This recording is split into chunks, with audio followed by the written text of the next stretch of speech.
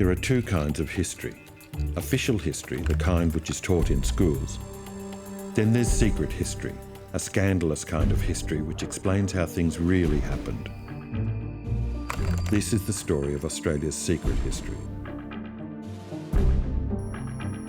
ASIO is Australia's leading intelligence agency, set up to identify spies and subversives who threaten the state from within.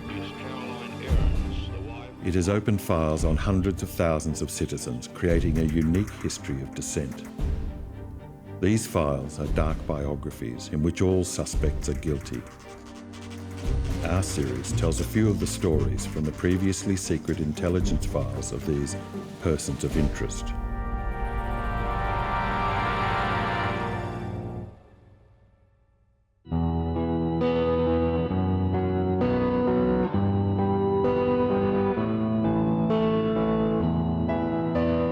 Secret, ASIO Minute Paper, C Branch Security Assessment.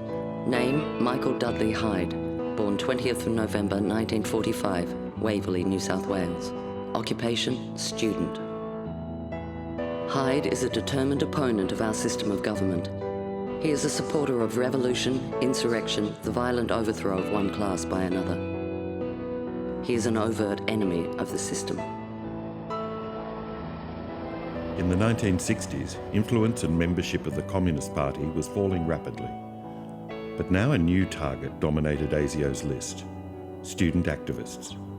I became chairman of the Monash University Labour Club, which is the most radical organisation in Australia. I helped organise the Vietnam Moratorium campaigns. I was chairman of the Worker Student Alliance, and I was an active leading member of the Communist Party Marxist-Leninists. Those credentials were enough to attract the attention of any spy agency. By the late 1960s, the generation born after World War II was coming to maturity.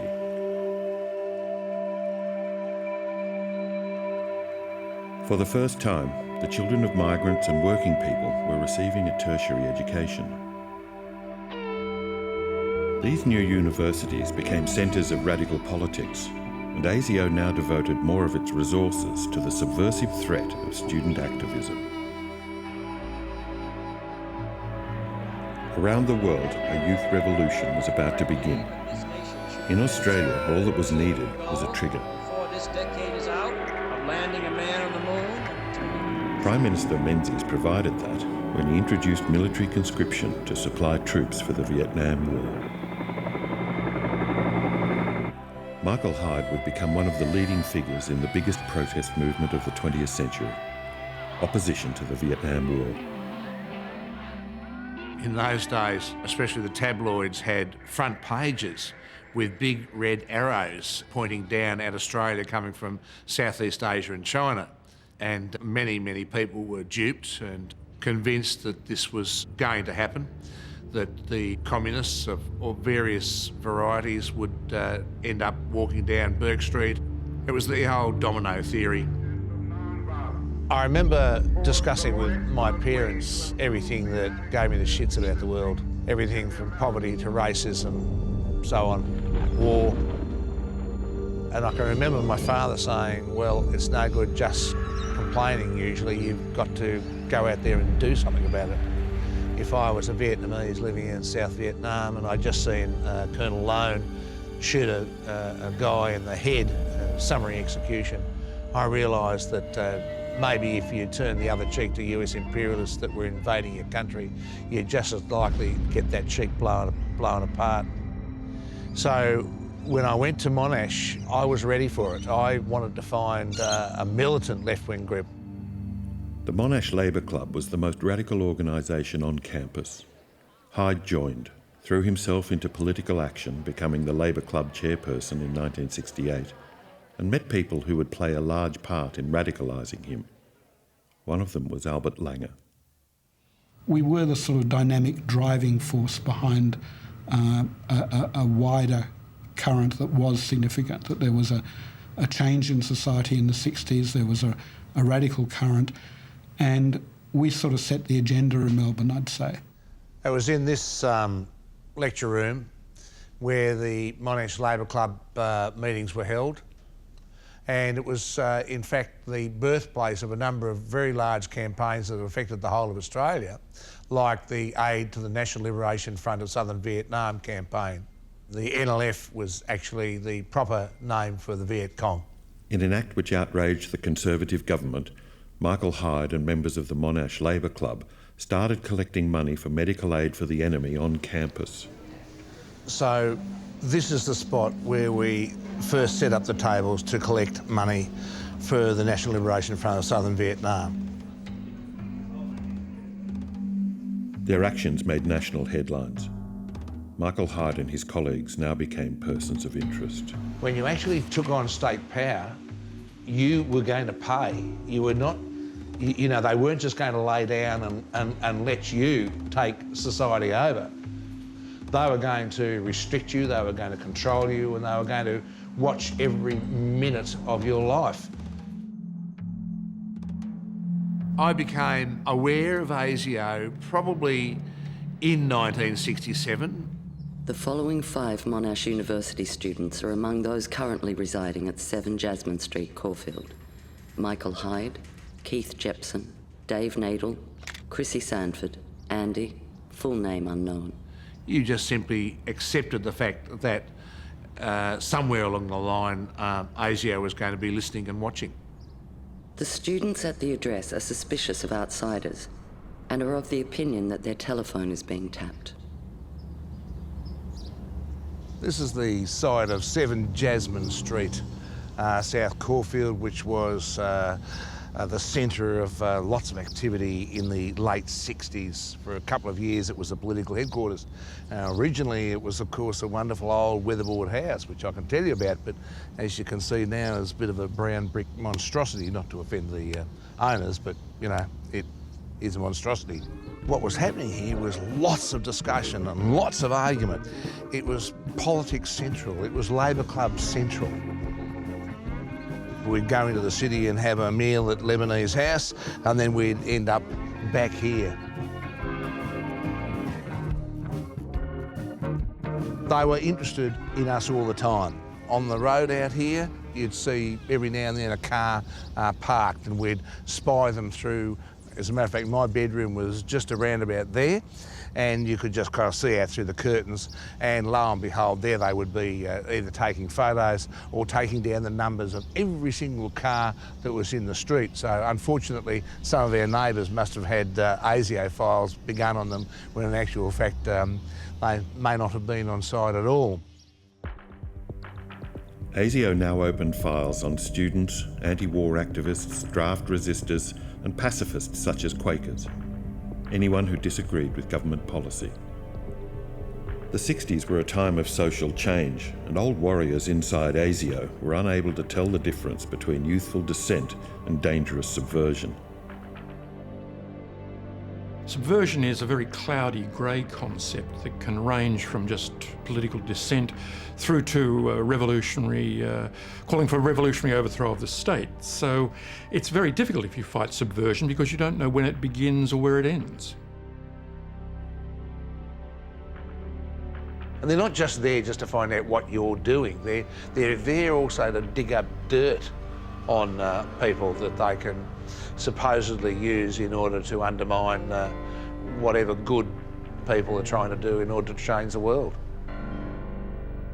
When you give human beings, especially in an intelligence organisation, carte blanche to go and, I don't know, eavesdrop and tap phones and to follow people around and sometimes maybe even to do things that are designed to scare the hell out of people, you've got to watch the kind of people that you have in those organisations. The problem with any security agency is enthusiasm, over-enthusiasm, getting carried away with your own theories, getting caught up with your own investigations, being convinced that there's a whole big evil empire out there.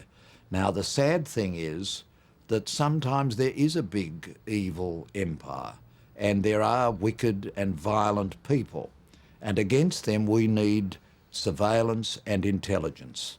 But we don't need that against every person of a left or liberal-leaning inclination, people who favour civil liberties, people who favour rendering governments and officials accountable, people who are sometimes just again the system.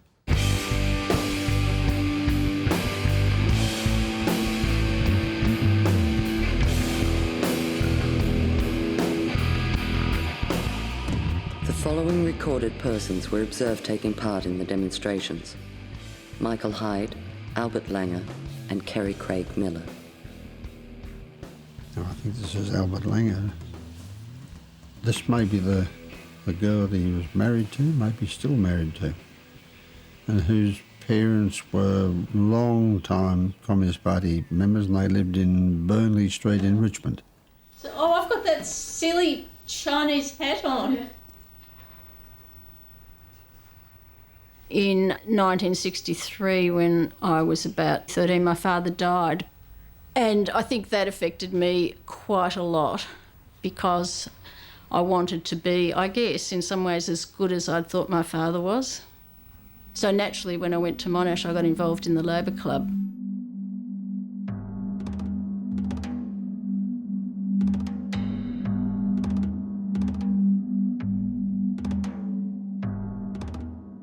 The purest form of communism was that which existed in China as pure Marxist-Leninist, which led to the establishment of the Communist Party of Australia, Marxist-Leninist.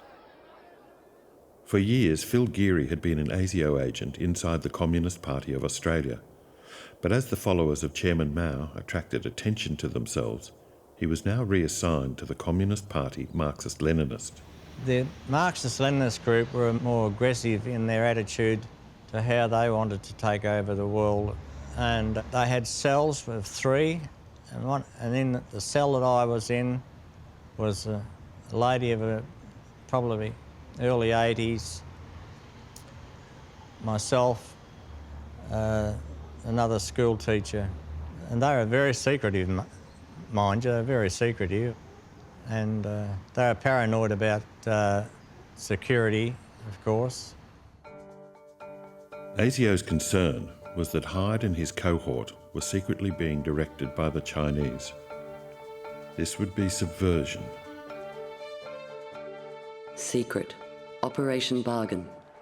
It would appear that the Communist Party of Australia is to offer a tour to China to Hyde. And should Hyde be in jail under the provisions of the Defence Forces Protection Act, the trip will be offered to another member of the Monash University Labour Club.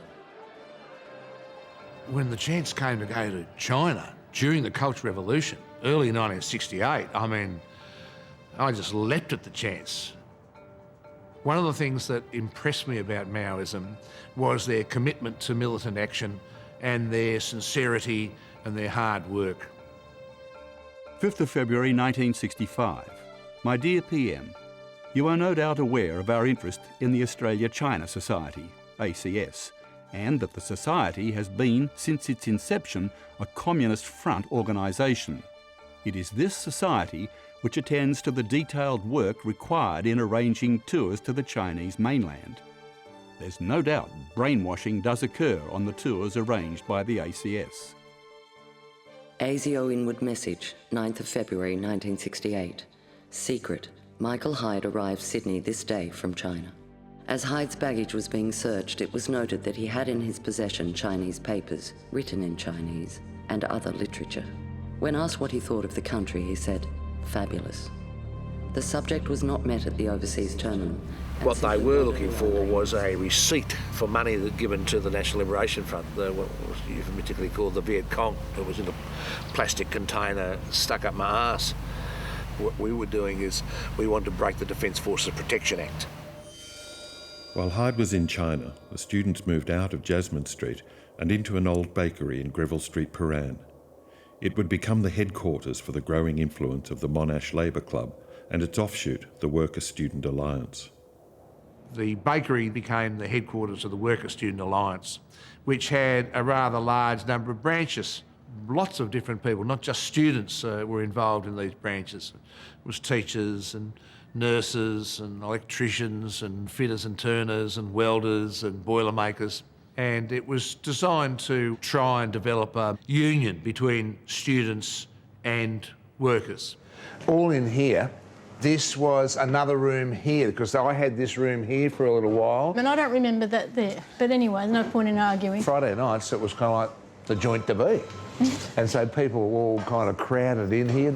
And frequently you would have either the Federal Police, Commonwealth Police, Special Branch or ASIO parked out here taking photos or... John Michael Cassidy, known as Das, was a journalist working for the ABC. Drawn to the radical action at Monash, he brought invaluable communication skills to the struggle. I met a lot of the Monash people and thought these are an interesting lot, being more alive, more militant, more interesting, and that, you know, was the beginning of a long connection with the Monash left. Das Cassidy oversaw the production of Print, a radical news sheet which came out every day. This prolific output to Monash Uni and later high schools gave an inflated impression of the activists' numbers and capacity. Oh, I've got a scrapbook, which is a huge collection of press clippings from that time, and I think it's probably the best way of giving an impression of what a big impact Monash in particular had and how much we were hated. A shocking photo of me in 1969, sitting in the Vice-Chancellor's chair, I think it's 69, during an occupation. Now, I have to say I was coming down with the flu, as I found the next day, so maybe that's one reason I look so terrible and a bit sulky. Intercept report. Kerry Langer to her sister Megan Miller. Megan indicated that they had been handing out leaflets at her school today, University High School, and the cops turned up. Miller then said they would like a speaker at the school. Langer said she would try and get Mike to come along this Friday. She remarked that it would sort of be illegal.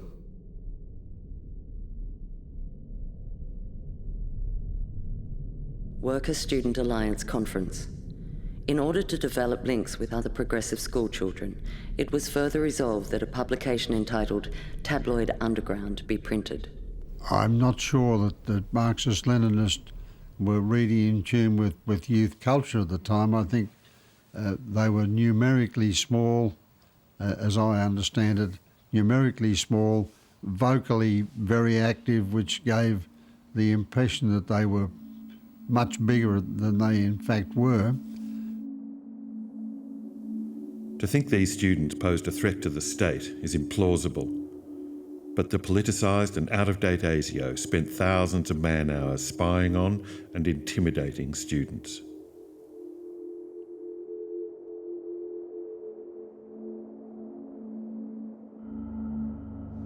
It's not exaggerating. For many, many years, you know, you never knew when you were going to be picked up or spied on or questioned in the dead of night, and you always wondered possibly whoever you were talking to, and maybe you didn't know, you know, whether they were agents of the Commonwealth Police, the Federal Police, the Special Branch or ASIO. I can remember picking up the phone once and heard a bit of a click, and all of a sudden there was this kind of echoing thing in the background where I could hear a couple of what sounded like operators listening into our phone conversation and having chats seemingly offline. But then again, this could have been not an accident. They may well have been letting us know that they were there. It's a bit like J. Edgar Hoover said. He wanted all the left-wingers to think that there was an FBI agent behind every letterbox and under every bed. We had to take precautions, and we did take precautions. Sometimes if there were meetings, organisational meetings for rallies, we'd only let the people know who were at the meeting as to where the meeting was going to be. Other times we would not divulge anything on the phone. Other times we would take circuitous routes. Surveillance report, October 1967. Sedan registered number GMW231 stopped on the south side of Maribyrnong Road facing west. The two males alighted. They appeared to be Peter Price and Michael Hyde. Lo and behold, I get my ASIO files and there it is. Every single turn I ever made, every stop, every UE, every light, every single piece was there in my ASIO file. Dryburgh Street, Spencer Street, Clarendon Street, Banks Street, Wells Street, Dorcas Street. Humphrey McQueen to John Sinnott. Sinnott said he thought they, the Jasmine Street crowd, are losing all their nerve. He said that Michael Hyde thinks they will be arrested. having a comprehensive file, and it's intensely detailed, it's going to have an effect on you. A number of agents would have known about you, would have known about your friends, would have known about your organisation. You just lived in those days actually on a knife edge. Probably myself came pretty close to having some kind of breakdown. I certainly, for about 6 months there, probably what I now know as anxiety was.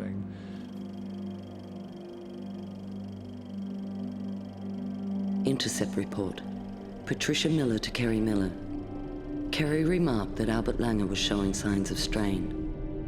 She said that he used to be very relaxed, but not now. She went on to say that he seemed to be taking all the responsibility now that Michael Hyde was not so active.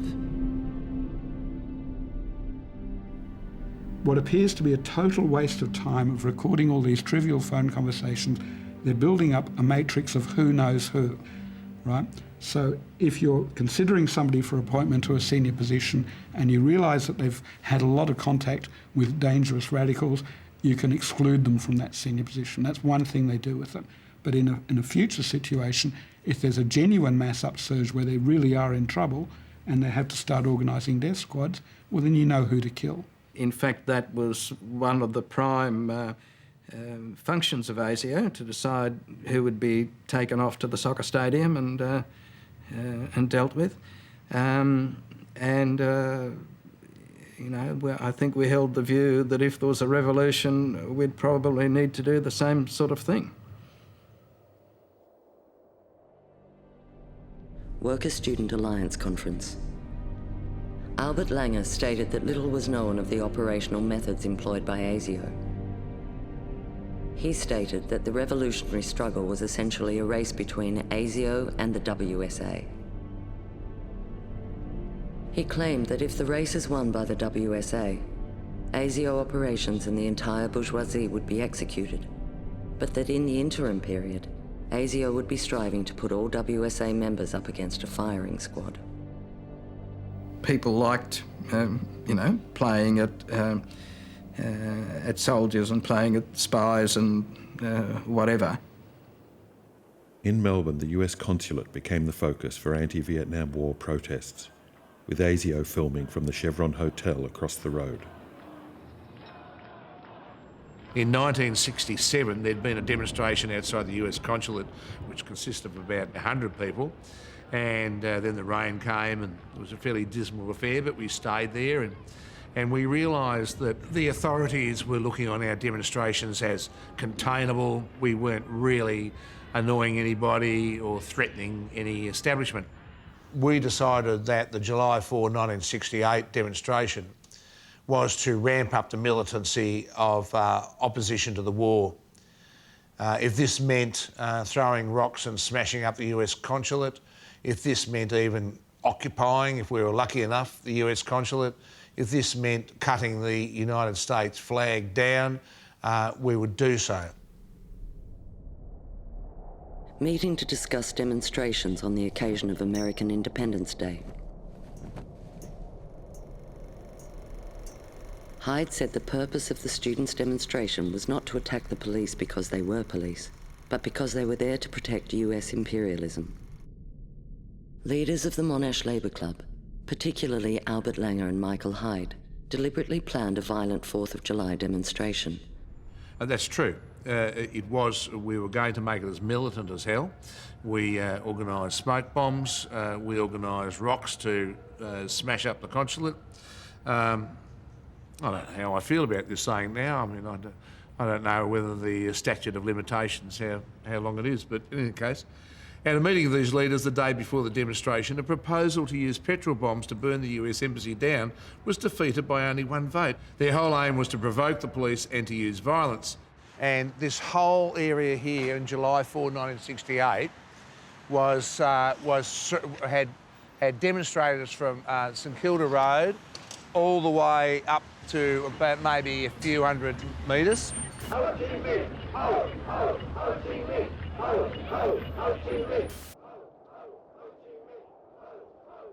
As if the Alliance's attitude to violence was not already well displayed, WSA Bulletin No. 1 describes some of the functions of the WSA local branch as bomb throwing, machine gunning, cop shop burning, and so on.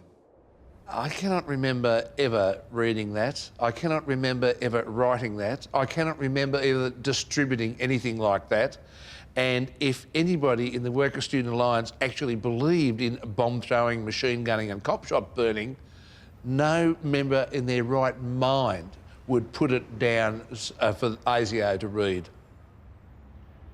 People got shocked and horrified about the wreckage of the windows and trying to take down the flag outside the US consulate, which we basically succeeded in doing. But there were cop cars and divvy wagons and smoke bombs going off everywhere and clattering stones. So that was probably where they found this bag with rocks, and there was petrol or something found in it. I did find it. I'll tell you a story about the petrol, but not one being recorded. I have to say it was about the most exciting night in my life up to that point. It was really fun.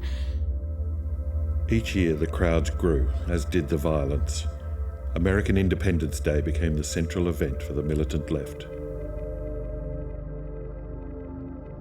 Operation Array, 8:25 p.m. Mike Hyde has sustained a hairline fracture of the jaw and has been taken to hospital. David Nadel said that Albert Langer has some money to help with the bail.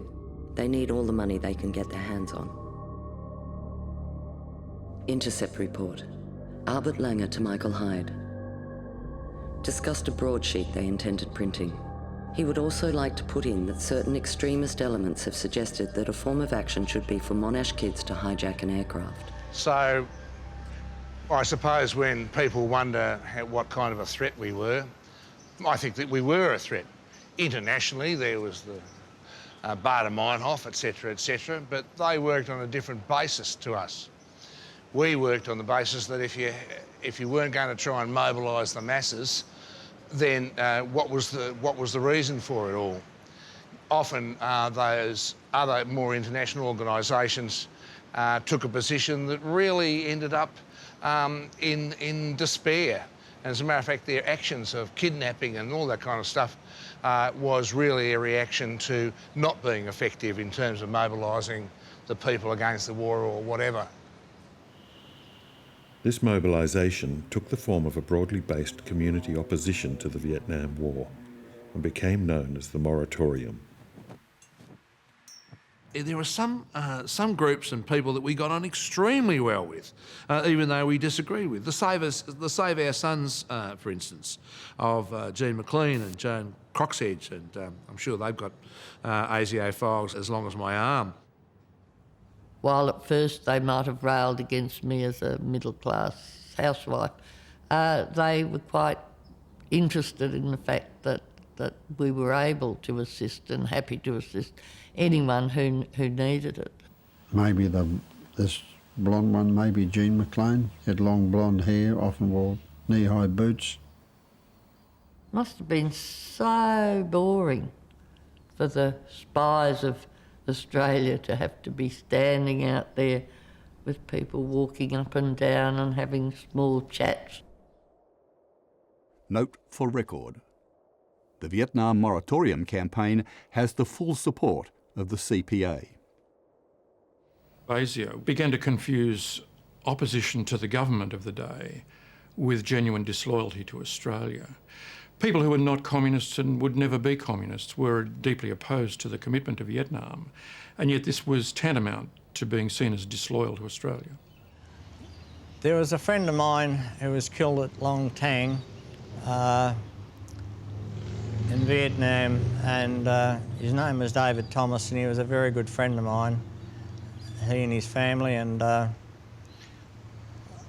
was told by ASIO not to go to his funeral in case I was spotted. So I watched his funeral from on top of the hill in Forest Street here in Bendigo, which looks down upon the Salvation Army chapel, and I saw the gun carriage and all that there, and I really Oh, it was a really emotional time because not to be able to attend your friend's funeral. It took me a long time to get over that, and I find it very hard to forgive those people for putting me in a situation where I couldn't even do that. I'm not trying to say that any member of the government is a Nazi, but I can tell you this. Whilst individuals within the opposition Labour Party offered support for the moratorium, we are here to end the war in Vietnam. the Labour Party itself withheld support, fearing violence would damage their image. The Conservative government branded the moratorium a communist front and requested ASIO files to prove it. And though the Communist Party endorsed the moratorium, they couldn't control it.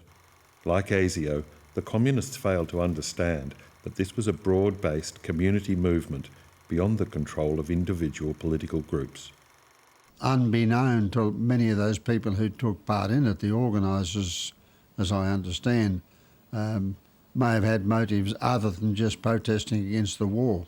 I think the essential dispute in the moratorium was to whether to take a position that was pretending to be just for peace in Vietnam, or whether to be openly saying we want the Vietnamese to win. And the Maoists and WSA people in the moratorium, especially in Melbourne, were very strong on the fact that our aim was to win. A public meeting of sponsors for the Vietnam Moratorium campaign was held in Richmond Town Hall. This meeting passed a motion to remove the words that all actions taken be of a peaceful, non-violent nature. One speaker said that the stoning of the US consulate in Melbourne on the 4th of July 1968 had been an effective form of protest. The Vietnam Moratorium Committee in Victoria... It is considered that the undermentioned personalities would fall into the category of persons known to have used or advocated violence. Clearly the Prime Minister and most Liberal and Labor politicians of the day aren't here. This government, this society is based on violence. Eventually the powers that be are going to oppose you with their army and with their police force and with their guns. And if you were serious about changing the world, a number of us would have argued for the armed overthrow of the state. ASIO's secret report, Vietnam Moratorium Day. About 12:30 p.m. on Friday, 8th of May 1970. About 20 buses, each containing approximately 40 students, left Monash University for the Treasury Gardens.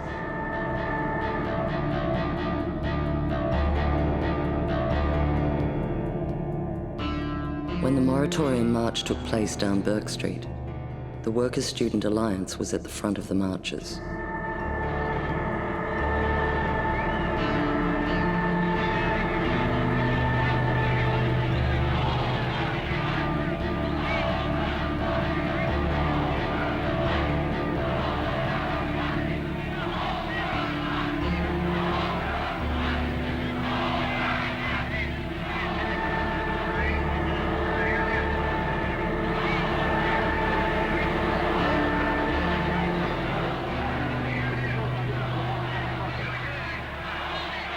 Agents' comments. When other marchers returned to the Treasury Gardens at the request of the marshals, a group of Monash and Melbourne students decided to march to the Melbourne University. Agents' comments. There is little doubt that Langer desired more militant action at the moratorium, and he was definitely frustrated by the actions of the moratorium organisers in not cooperating with the students and even taking things out of their hands at the last moment. Monash students were frustrated by the docile moratorium, but the demonstration to mark American Independence Day, which they would control, was just 7 weeks away. There they could show their political power in direct action, as European students had. Lecture by Keith Windshuttle on the student movement. The discussion centred around student revolution.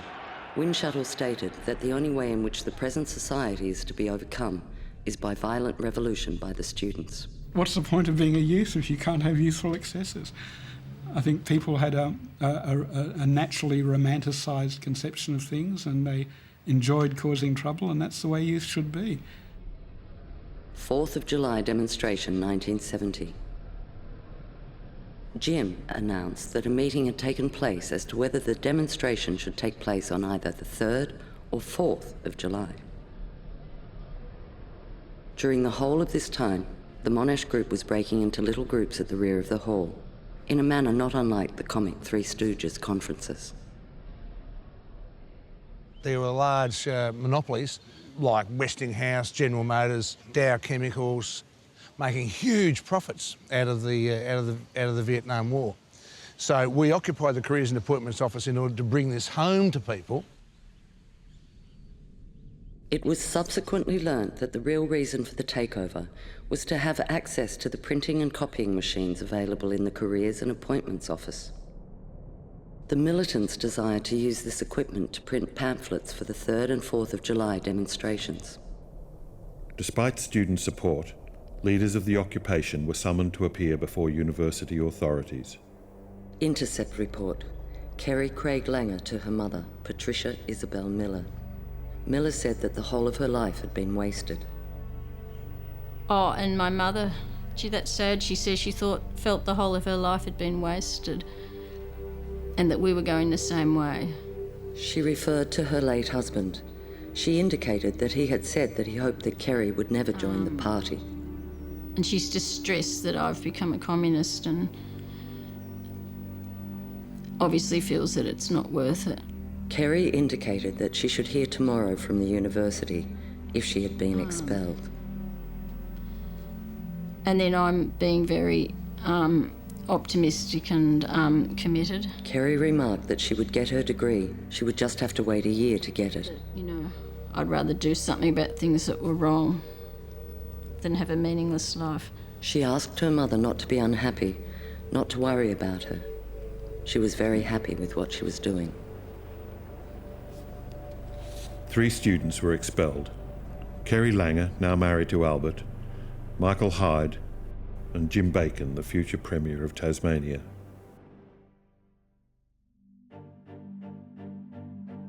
Failure to agree on a date for the demonstration was a symptom of the fragmenting left. They ended up holding 2 demonstrations, one during the day on July 4 and another more militant one the night before, July 3rd, with numbers attending split between the two.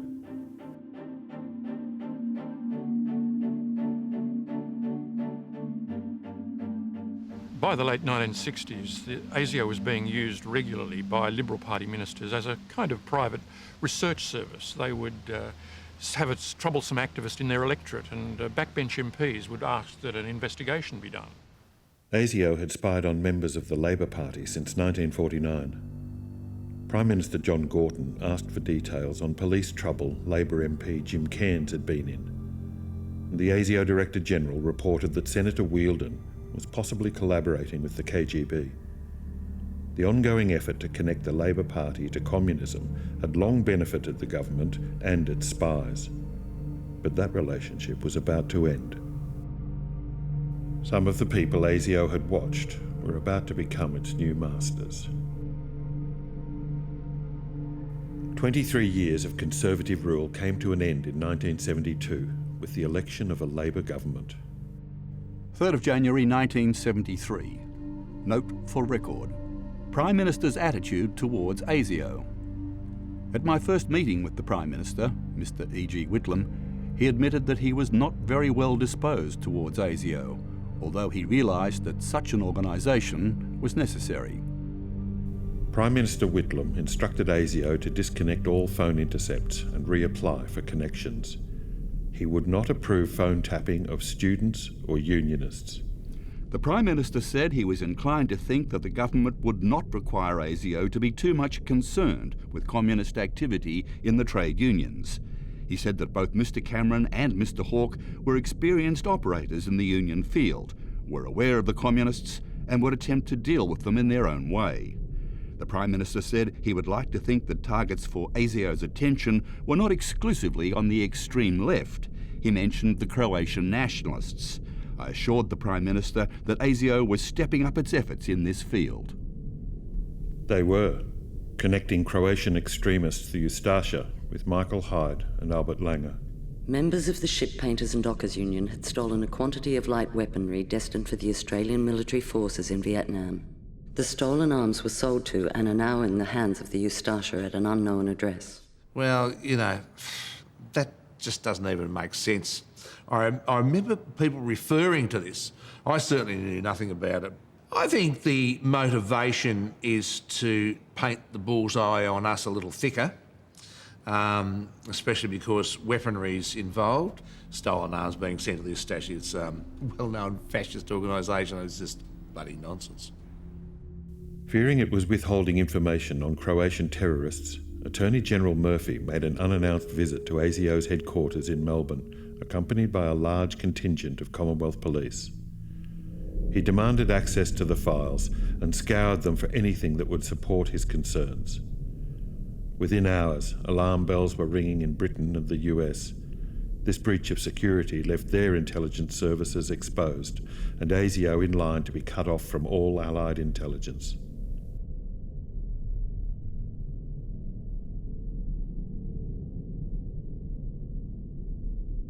Compounding the concerns of Australia's allies, the new government moved to withdraw from Vietnam and end conscription.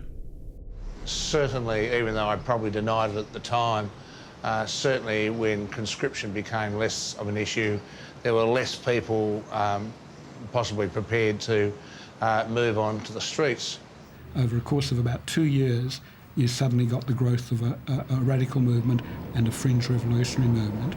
And we had the illusion that it would just continue growing, whether at the same rate or not, whereas we didn't realise that it was in fact a particular wave and that it would die away. And the fact is, as you say, when it died away, we were left adrift. Some of the things that you see in Monty Python's Life of Brian are actually quite good representations in a humorous way of the tendency to splinter over in increasingly trivial differences. Greg Smith, and here is his own ASIO record number next to his name, recently stated that a number of Worker Students Alliance personalities, including himself, believe that Mike Hyde to be a police spy. Now, I remember reading this. I was away doing some writing, and I remember reading this particular memo, and kind of getting a bit bug-eyed about this. Now, there definitely was a poisonous atmosphere that developed in WSA, and I was saying earlier that I didn't think it was created by ASIO. I think it was the sort of poisonous atmosphere that does spontaneously occur in left groups, where people would be accusing each other of being police spies and so on. So Greg would have been one of the people that would go around with that kind of poisonous atmosphere. But certainly Mike and I would know that neither of us sort of ever regarded each other as police agents. 2 agents came up from Melbourne, gave me lunch, had a bit of a chat, and then said, "Phil, well, this is it. We don't need you anymore," and handed me over a certificate from the Director General, which was all nice and well done, and it said, you know, we appreciate all that you've done for us and all this sort of stuff. And then they said to me, well, you can't keep it, we've got to take it back, but we just wanted you to know it'll be on your file. And when they left, you know, I saw them drive away and I thought, there goes 23 years of my life.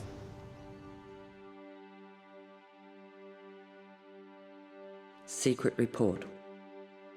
Mike Hyde, president of the Worker Student Alliance, said that he considers that the WSA should be disbanded. Deleted commented that he cannot understand Hyde's attitude, and although Hyde dominates meetings of the WSA Central Committee, he now seems to be determined to destroy the organisation and appears to have no interest in it.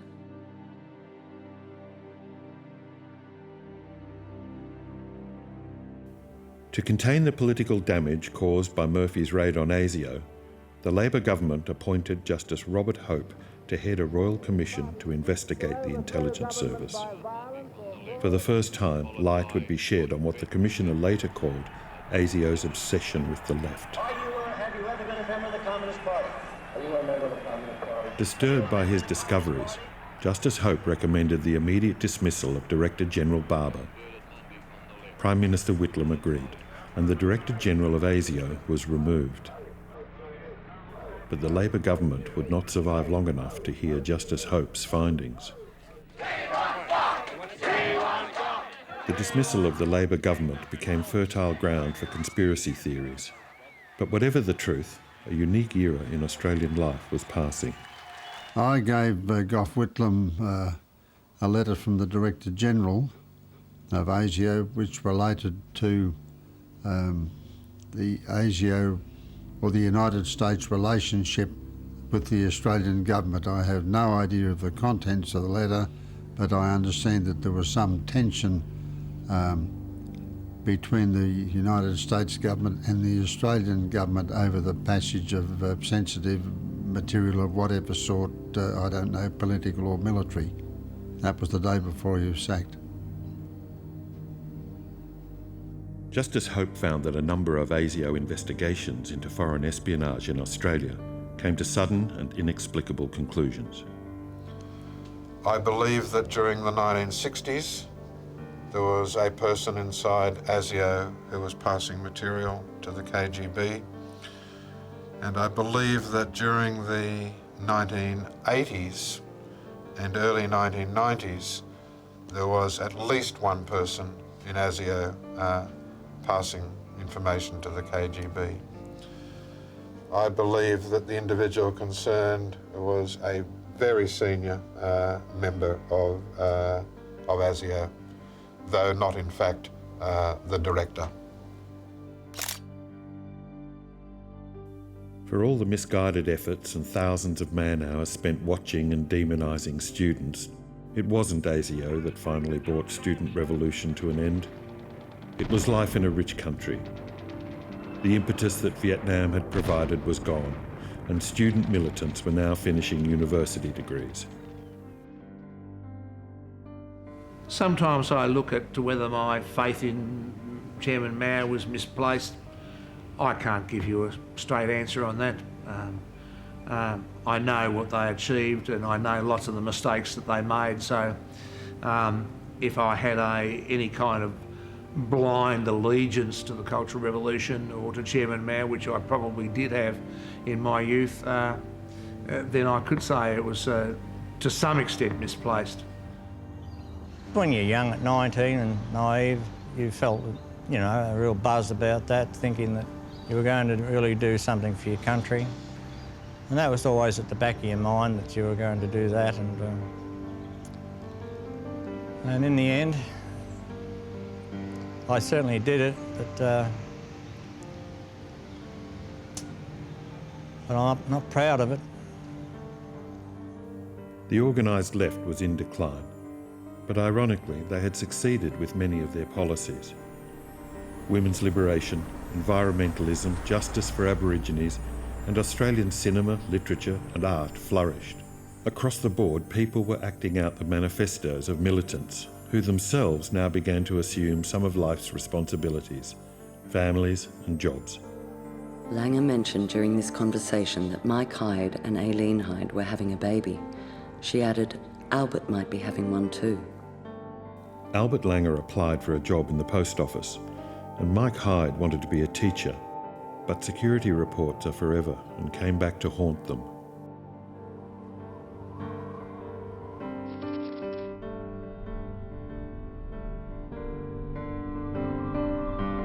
He has applied for employment to the Commonwealth Public Service.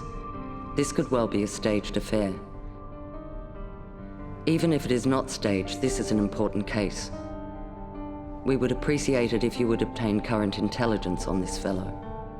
Hyde is a determined opponent of our system of government. He is a supporter of, quote, revolution, insurrection, the violent overthrow of one class by another. I suggest that it would be an act of crass lunacy to give Hyde access to classified material. I also suggest that it would be dangerous even to employ him in the public service. He is an overt enemy of the system. It was things like this that clearly were being fed to the Education Department too. I actually did apply for the Commonwealth Public Service because I thought, oh, well, this is at least it's going to put bread on the table and a roof over my head. It's sometimes been suggested that with Work Student Alliance and with Labour Club and student activity and anti-war activity, there are people getting married or living together or having children or moving into other jobs, but the majority of those people, I'm happy and proud to say, took their progressive, enlightened, left-wing views and took them into different industries in order to try and get people on side in those industries as well, teaching and public service, you name it.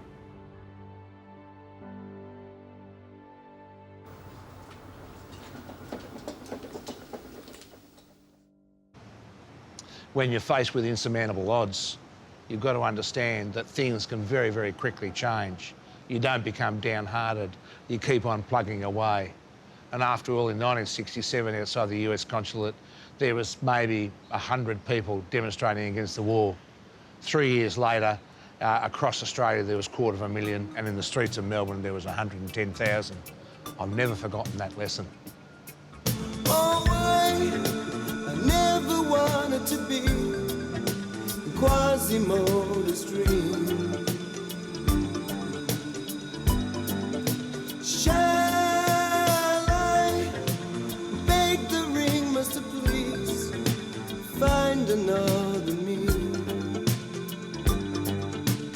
Oh, I never wanted to be Quasimodo.